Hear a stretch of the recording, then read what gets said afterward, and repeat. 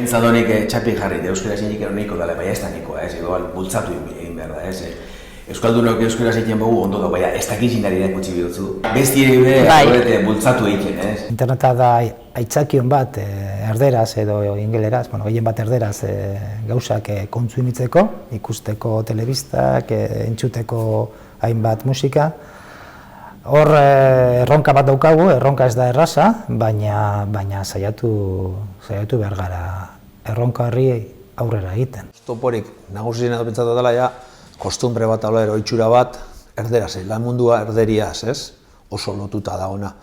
Naiz eta gero enpresa askotan, euskeri beti ondan, zikautxone ondan modura, ibarraldian da, erramientak eta izenak eta guk itxasuan dauko modura geure hitzak, nik badakitz, asko jakin mari badauzela enpresa askotan, euren iztegizak eta daukezen. Daukagu gaur egun gaztiak, inoz baino preparago, hobeto lan dugu, ikasketak euskera zindabenak, baina gero adibidez, erramienta batzuk, ofimatika eta erramientak eta dirazen modura igual erderara jotzen dabe, eta ez da bez euskeraz lantzen. Dauz, ohiturak, eta ohitura dira apurtu behar dira zenak. Ohitura da gaztelerara jotzea, eta ohitura aldaketa suposatzen du honek, eta ohitura aldaketa guztia bezala, hor lanketa handi badago, egunerokotasunean euskerare gure presente eukitzeko. Da lan ohiturak aldatzearena, eta industrian lan ohiturak oso erderaz edo ingelesez koak dira,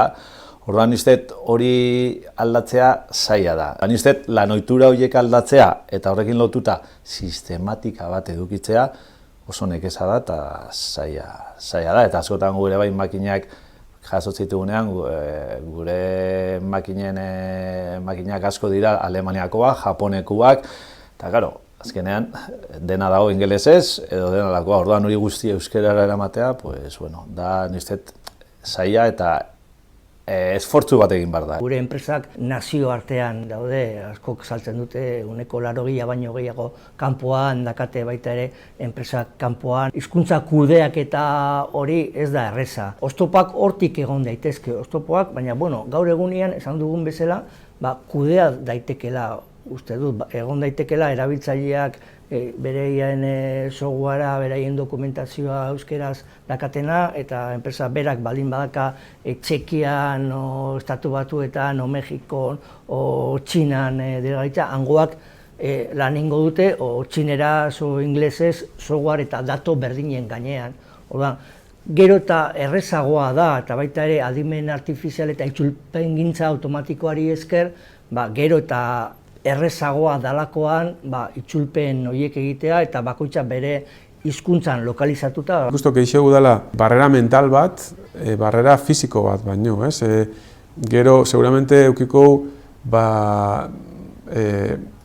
Euskadiko Unibertsitatetik urteten dien unibertsitarien artean Euskara maila ezagupen mailarik altuena inoiz eukidana, karrerak be Euskaraz die asko, Baina gero salto badao eta txertatzen die enpresatan eta beste erreale baten sartzen die eta poliki-poliki, errealidade horretan, kultura horretan sartzen di, eta ez dago lortzen horrek aldatzea. Ez da ezer besta, nik ez dut uste gizartean gertatzen ez dana. Egia esan ez nuke ipiniko fokua besteengan, baizik eta bakoitzaengan. Bakoitzak egin behar dago apostu bat benetan garrantzitsua bada.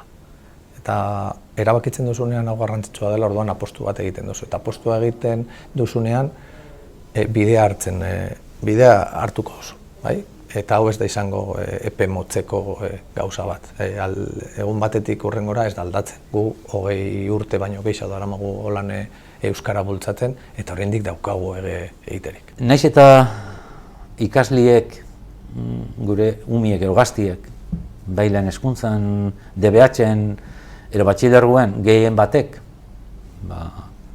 euskaraz ikasten daren, gero unibertsitate mailan peztetot nahiko galtzen dela. Gero unibertsitatetik datozenien industriara, industria gehienok ez gauz prestatute euskerie bultzatzeko gure artean. Geupe batzutan ez gara gai, o ez dugu ikusten lehentasun bat izango danik enpresintzat euskerie.